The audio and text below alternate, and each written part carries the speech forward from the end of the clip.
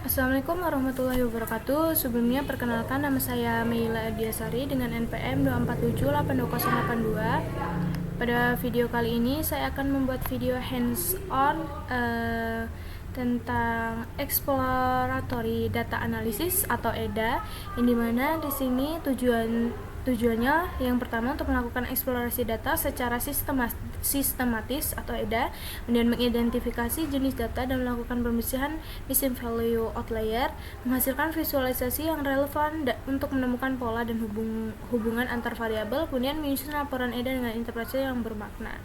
Dan di sini sebelumnya saya sudah membuat pada hari Jumat kemarin yang ditugaskan pada Google Colab, yang dimana di sini juga kami juga sudah ditugaskan untuk membuat laporan. Nah, sudah membuat laporan juga. Dan sekarang yang membuat video hands-on berisi penjelasan hasil eksplorasi dan interpretasinya. Jadi catatan di sini, setiap mahasiswa wajib menggunakan dataset yang sudah ditentukan, gunakan bahasa analisis yang formal dan mudah dipahami. Kemudian visualisasi wajib menggunakan Matplotlib atau Seaborn. Pastikan setiap grafik diberi judul, label, sumber, dan interpretasi singkat. Jadi di sini saya sudah menggunakan Google Colab yang sudah dibuat pada Jumat kemarin, yaitu praktikum 8, nama dan NPM. Jadi di sini saya tinggal melihat hasil dari yang sudah saya cari. Jadi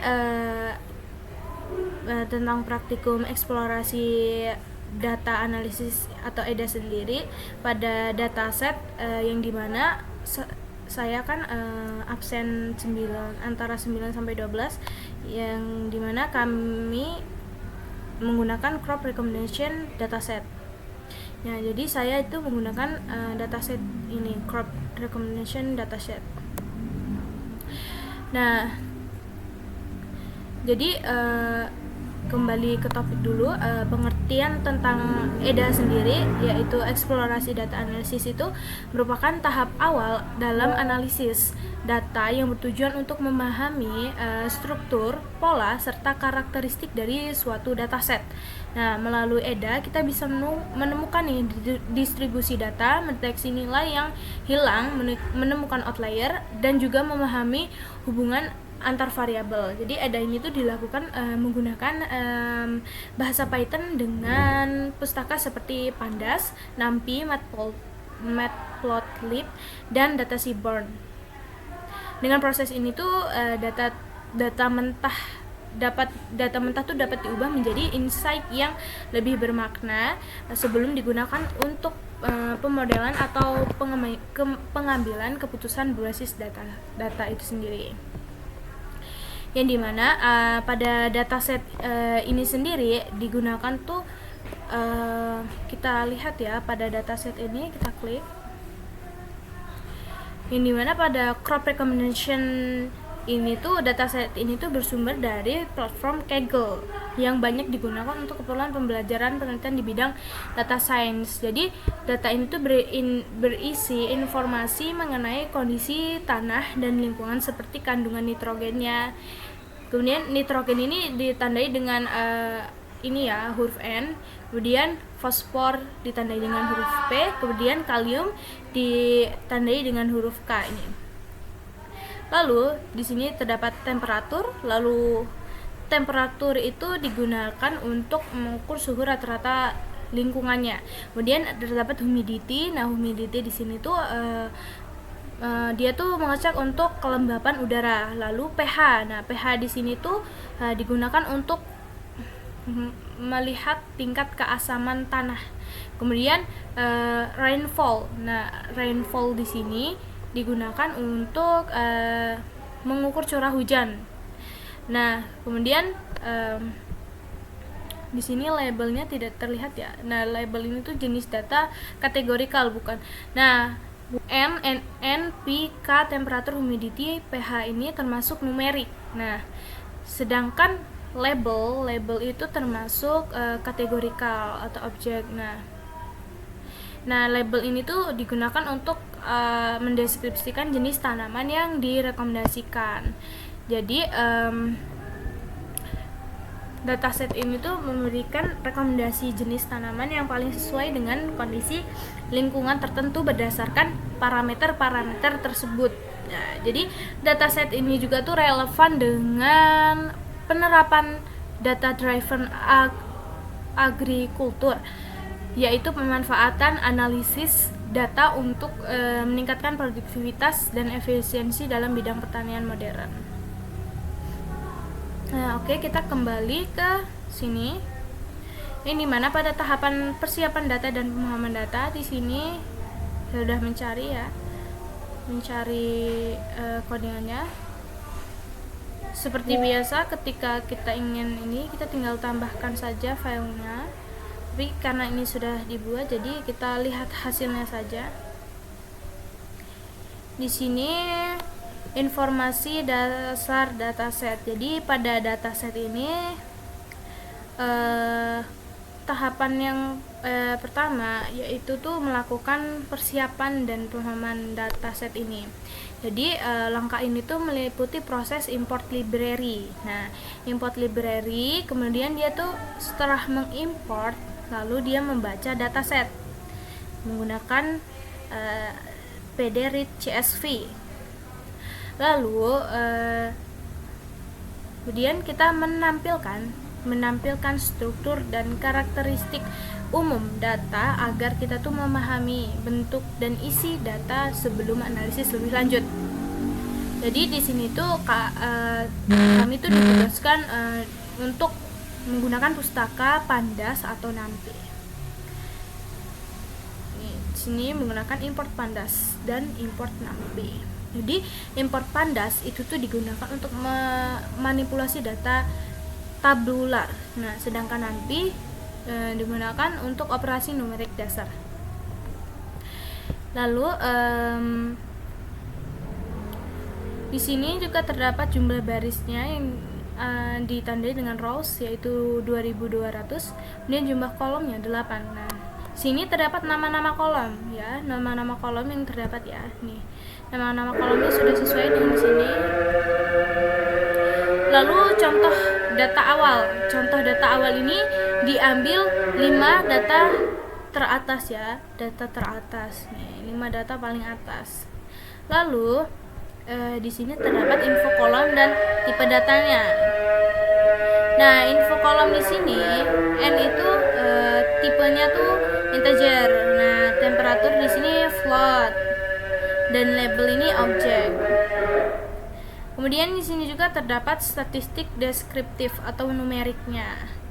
Dan numerik ini di sini terdapat N, P, K, temperatur, humidity, pH, rainfall. Jadi semua kolom di sini tuh memiliki 2200 null values, artinya tidak ada data kosong atau missing values. Sini ya. Artinya tuh datanya tuh tidak ada data kosong atau missing values itu tadi. Lalu interpretasinya yang dimana dataset itu tuh bersih secara struktur. Jadi dataset ini tuh sudah bersih secara struktur sehingga tidak diperlukan imputasi data hilang. Kemudian format data juga sudah sesuai numerik untuk fitur lingkungan dan kategorikal untuk label. Yang dimana di sini ditandai ya. Nih. Lalu dataset ini juga tuh siap dipakai untuk eksplorasi statistik dan visual.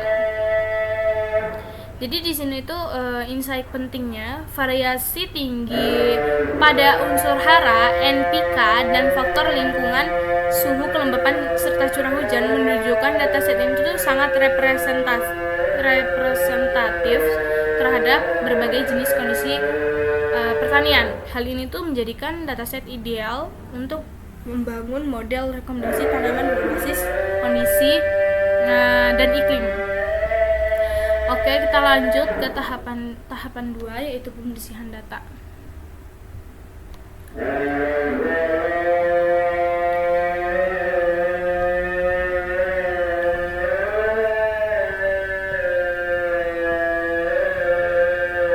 pada pembersihan data ini sendiri, tahap ini tuh dilakukan pemeriksaan missing value dan outlier.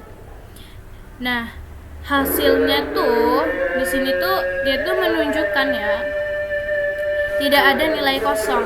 Nah, namun terdapat beberapa outlier terutama pada variabel kalium.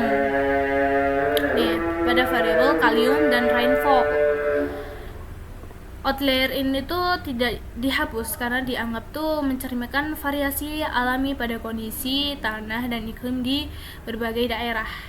Nah, jadi pada tahapan ini tuh dia tuh tujuannya tuh untuk memastikan kualitas dan kebersihan data sebelum dilakukan analisis lebih lanjut.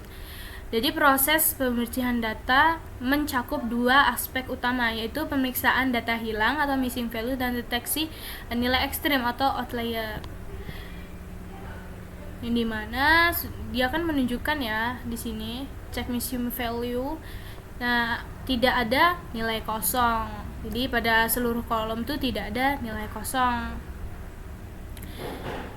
Yang dimana di sini juga ditunjukkan jumlah outlier pada setiap kolom. Nah, di sini dia tuh terdapat outlier ada di pada rainfall, kemudian pada ini pada fosfor, kemudian di sini temperatur.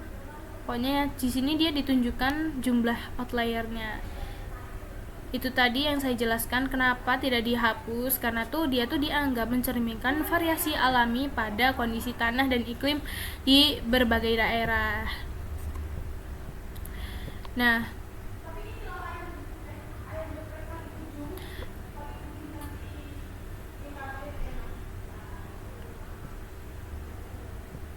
jadi langkah selanjutnya ketika kita tidak menghapus outlier itu, jadi jika ingin model prediksinya tanaman itu secara umum, maka outlier itu dapat dipertahankan karena mempresentasikan variasi alami di dunia nyata. Jadi jika ingin fokus pada analisis statistik murni, misalnya hubungan antara variabel tanpa disoroti ekstrim, maka outlier itu tuh dapat dihapus menggunakan metode IQR seperti di kode yang disiapkan.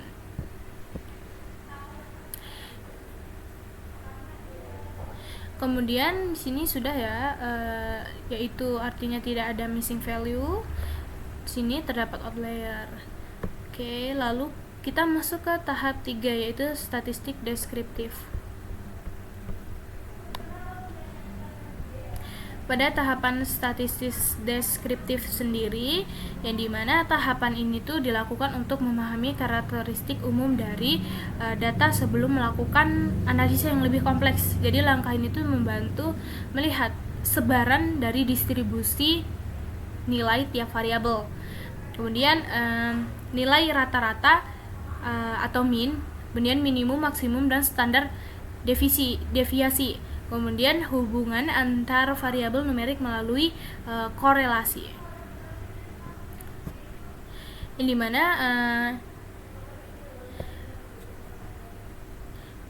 di sini tuh dia tuh dilakukannya analisis deskriptif ya, untuk melihat karakteristik umum data. Yang dimana di sini tuh ditunjukkan bahwa distribusi variabel tuh menunjukkan bahwa unsur hara tanah seperti N, P, K di sini tuh dia tuh memiliki sebaran miring ke kanan. Nah, sedangkan suhu, temperatur, pH, kemudian dan suhu dan pH itu tuh cenderung normal melalui heat map di sini ya.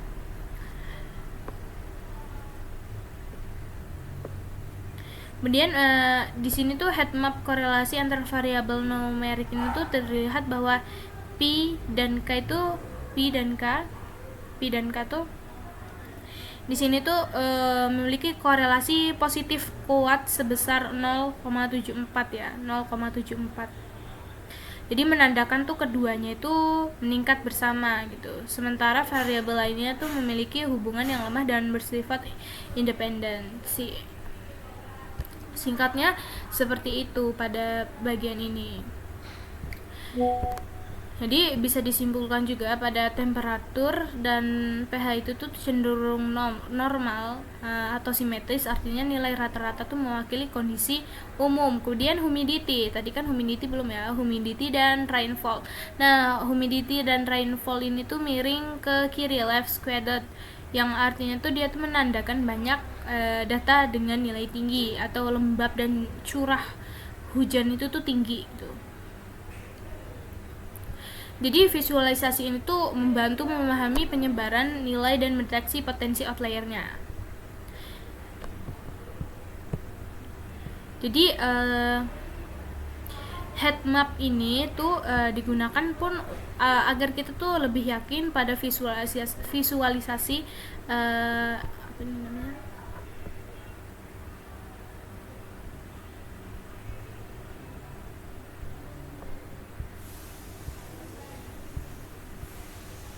Pada visualisasi ini ya. Kemudian di sini juga terdapat ya pemberitahuan tentang statistik deskriptif dataset, yang dimana di sini dia terdapat count, mean, STD, mean 25%, 50%, 75% maksimumnya. Di sini dia diberitahukan berapanya.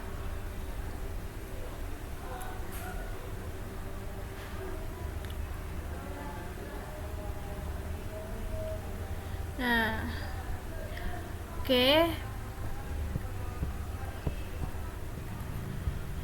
Jadi pada tahapan 3 ini tuh telah dibersihkan dan siap dianalisis. Jadi ini tuh udah bersih gitu.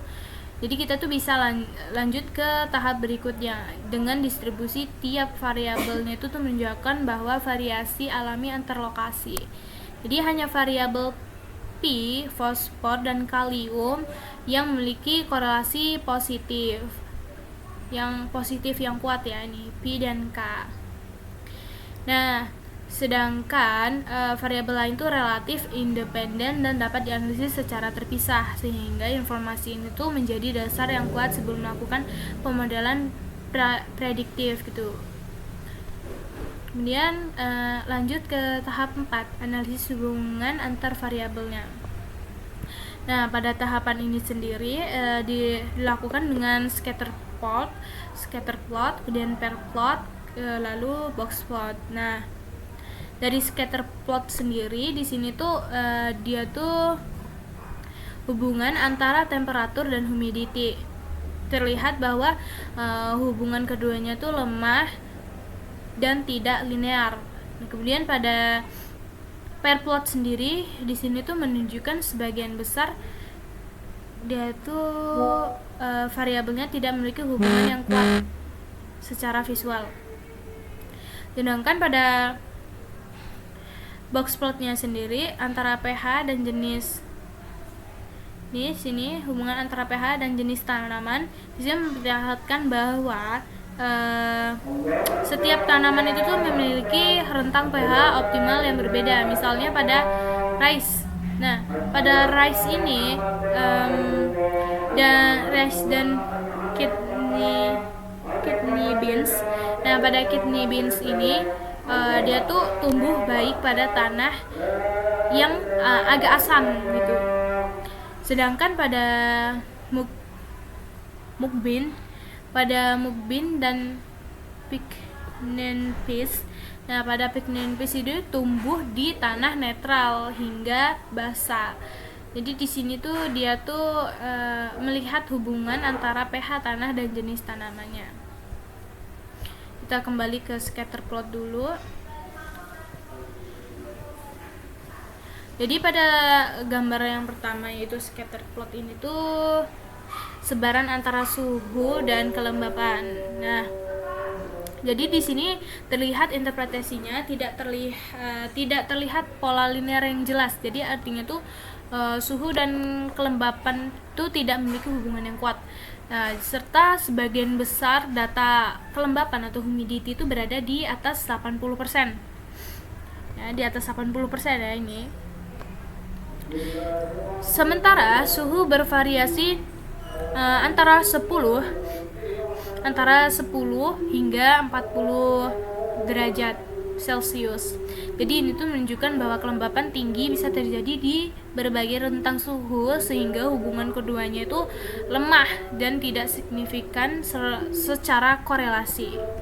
Sedangkan pada gambar kedua di sini terdapat perplot pada variabel numerik antara hubungan antar semua variabel numerik ya. Jadi interpretasi pada gambar kedua ini tuh menunjukkan persebaran dan korelasi antar pasangan variabel. Misalnya di sini tuh dia tuh antara n versus p, yang dimana pada n versus p ini terlihat bahwa beberapa variabel tuh memiliki sebaran yang cukup acak ya, yang berarti tidak ada hubungan yang kuat secara visual gitu. Jadi pada distribusi diagonal menunjukkan karakteristik data tuh setiap variabel. Misalnya rainfall tuh memiliki sebaran yang miring ke kanan. Nah, kemudian pada pH tuh cenderung distribusinya tuh normal ya. Lalu lanjut ke heat mapnya sendiri. Di sini heat mapnya itu tuh yang dimana warna biru muda hingga hijau tuh menunjukkan di sini tuh menunjukkan arah dan kekuatan korelasinya, yang dimana nilai korelasi itu berada di antara -1 hingga 1 gitu. Jadi pada heat map ini tuh hubungan antar variabelnya tuh cukup lemah ya. Korelasi paling tinggi tuh antara N dan K. Nah, pada N dan K di sini dia tuh 0,74.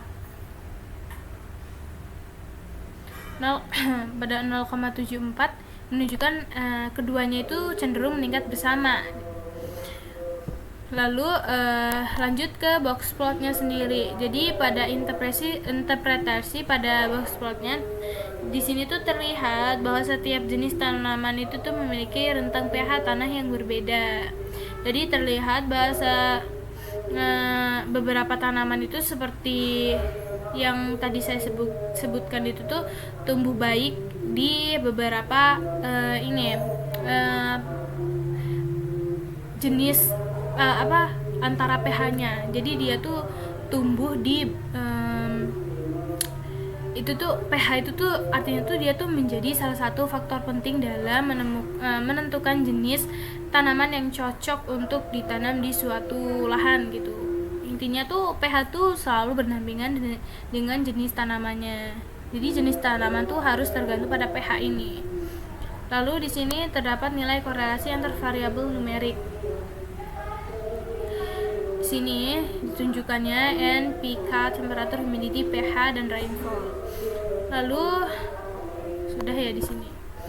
Nah, jadi kesimpulan pada tahapan yang ini artinya tuh analisis hubungan antar variabel tuh menunjukkan bahwa hubungan paling kuat itu tuh terdapat pada kandungan unsur hara tanah, yaitu nitrogen, fosfor, dan kalium yang saling berkorelasi positif. Nah, sedangkan suhu dan kelembapan tidak memiliki hubungan signifikan satu sama lain.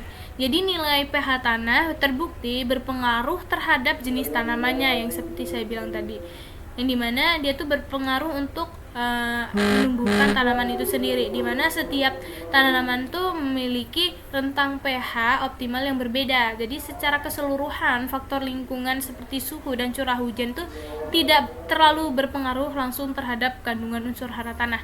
Namun antar unsur hara itu tuh memiliki keterkaitan yang cukup erat. Kemudian kita masuk ke visualisasi data dan interpretasi yang diperbarui. Nah, di sini jadi pada visualisasi di sini tahapan ini tuh bertujuan untuk menampilkan gambaran umum pola dan hubungan antar variabel utama dalam dataset menggunakan visualisasi serta memberikan interpretasi yang singkat dan informatif terhadap pola data yang muncul. Dan di sini terdapat bercat distribusi curah hujan rainfall, kemudian terdapat hubungan antar suhu dan kelembapan, lalu di sini perbandingan pH tanah pada 8 jenis tanaman, kemudian terdapat heat map-nya juga.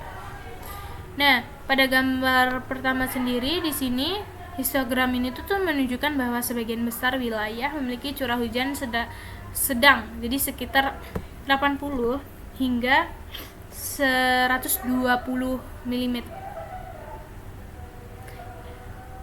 Nah, kemudian distribusinya itu tuh miring ke kanan, artinya wilayah dengan curah hujan tuh tinggi jarang terjadi gitu.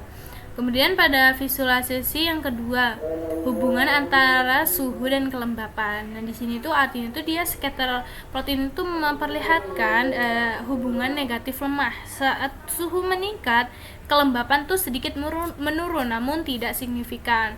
Kemudian visualisasi yang ketiganya itu perbandingan antara pH tanah pada 8 jenis tanaman. Yang dimana pada box plot ini tuh menunjukkan perbedaan tentang pH untuk setiap tanaman.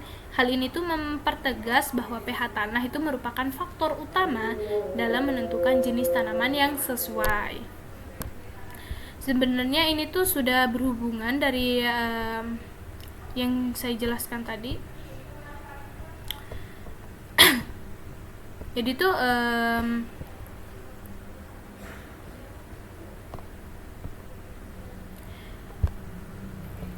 inti pada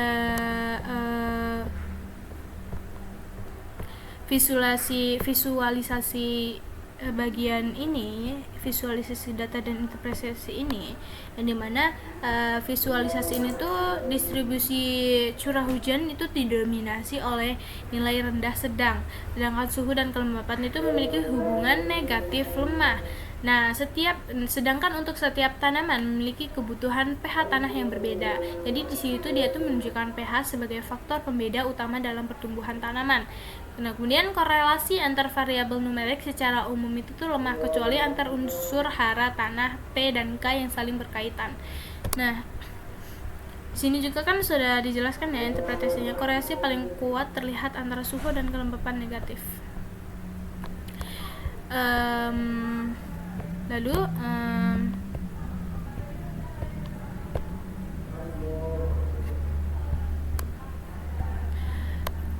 Lalu kesimpulan pada penjelasan ini, di mana di sini pada tahap 5 sudah saya jelaskan, pada tahap-tahap sebelumnya juga sudah saya jelaskan tentang visualisasinya. Pada hasil yang sudah saya kerjakan pada praktikum 8, yang dimana pada hasil eksplorasi data atau EDA ini terhadap data crop recommendation. Pada crop recommendation dapat disimpulkan bahwa kondisi tanah dan lingkungan itu memiliki peran penting dalam menentukan jenis tanaman yang cocok ditanam di suatu wilayah. Jadi dataset ini tuh menunjukkan bahwa unsur hara tanah seperti nitrogen, lalu fosfor dan kalium itu tuh memiliki hubungan positif yang kuat satu sama lain, menandakan bahwa peningkatan salah satu unsur cenderung diikuti peningkatan unsur lainnya. Jadi sebaliknya, faktor lingkungan seperti suhu, lalu kelembapan, serta pH tanah dan curah hujan memiliki hubungan yang relatif lemah satu sama lainnya. Jadi menunjukkan bahwa setiap faktor tersebut itu tuh bekerja secara independen. Jadi distribusi data juga tuh memperlihatkan bahwa sebagian besar wilayah tuh memiliki curah hujan sedang dan pH tanahnya itu netral hingga agak asam. Kondisi yang ideal ini tuh menegaskan bahwa setiap tanaman itu memiliki preferensi pH yang berbeda. Yang dimana di sini sudah diberikan kan beberapa contohnya. Jadi secara keseluruhan analisis ini tuh memberikan gambaran komprehensif tentang keterkaitan unsur hara, kondisi lingkungan, dan karakteristik tanaman yang dapat dimanfaatkan untuk mendukung keputusan berbasis data dan sektor pertanian modern. Mungkin demikian penjelasan saya pada hasil EDA yang telah saya lakukan pada Jumat kemarin. Saya mohon maaf apabila terdapat kekurangan pada penjelasan saya, di mana gambaran ini tuh jelas tentang bagaimana proses eksplorasi data dilakukan secara sistematis ya. Jadi saya akhiri. Wassalamualaikum warahmatullahi wabarakatuh.